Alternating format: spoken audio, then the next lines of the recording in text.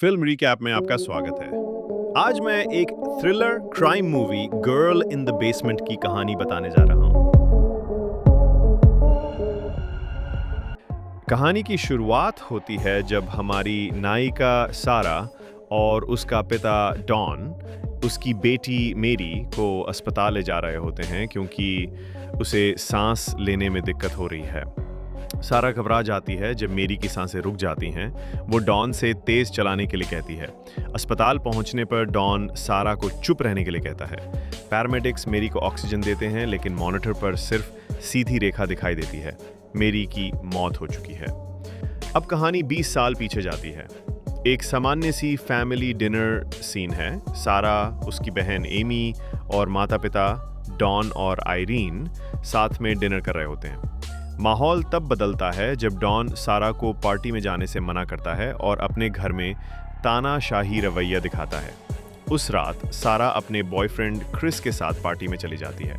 वहाँ वे दोनों डांस करते हैं। क्रिस सारा के लिए एक गाना गाता है और दोनों एक दूसरे से अपने प्यार का इजहार करते हैं।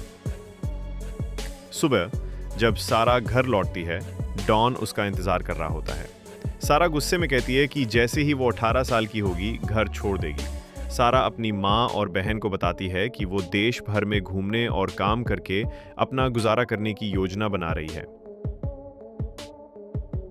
डॉन ये बात सुन लेता है और बेसमेंट में जाता है जहां एक गुप्त कमरा होता है, एक फेक बम शेल्टर। 3 महीने बाद जब सारा ग्रेजुएट करती है, डॉन उसे बहाने से उस गुप्त कमरे में ले जाकर बंद कर देता है। कमरा साउंड प्रूफ होता है। चौथे दिन डॉन सारा से मिलने आता है और उसे समझाता है कि अब उसे सब कुछ कमाना होगा, यहाँ तक कि साफ हवा भी। वह सारा के साथ शारीरिक और मानसिक शोषण करता है। पुलिस आती है लेकिन डॉन झूठ बोलता है कि सारा अपने बॉयफ्रेंड के साथ भाग गई है। धीरे धीरे दिन, महीने और साल बीतते हैं। सारा एक बेटी मैरी, एक बेटा माइकल और फिर एक और बेटा थॉमस को जन्म देती है। डॉन दोहरी जिंदगी जी रहा होता है, एक ऊपर अपनी पत्नी आयरीन और बेटी एमी के साथ और दूसरी बेसमेंट में सारा और बच्चों के साथ। सारा अपने बच्चों को काल्पनिक कहानियां सुनाती है ताकि उन्हें असली दुनिया की कमी महसूस ना हो।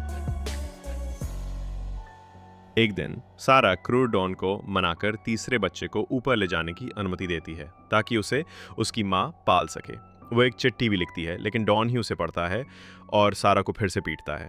14 साल बीत जाते हैं। बच्चे बड़े हो जाते हैं। मेरी जब मेकअप करती है तो डॉन उसकी सुंदरता पर ध्यान देने लगता है। सारा उसे रोकती है और इस पर डॉन गुस्से में साफ हवा बंद कर देता है। बाद में सारा बच्चों को सच्चाई बताती है कि डॉन न सिर्फ उसका पिता है बल्कि उनके भी पिता है। मेरी को अस्थमा अटैक आता है। बच्चे बहुत दुखी होते हैं लेकिन सारा उन्हें समझाती है कि उनका कोई दोष नहीं है।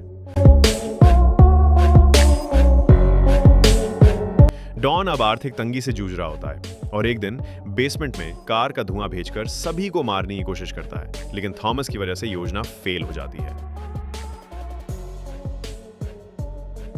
फिर एक दिन जब मेरी की तबीयत बहुत बिगड़ जाती है, सारा डॉन से उसे अस्पताल ले जाने की भीख मांगती है।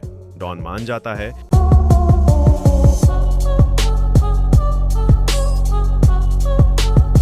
लेकिन सारा वहीं अस्पताल में नर्स से मदद मांग लेती है। पुलिस आ जाती है और डॉन को गिरफ्तार कर लेती है। अंत में सब आजाद हो जाते हैं। पुलिस माइकल को भी बाहर निकाल लेती है।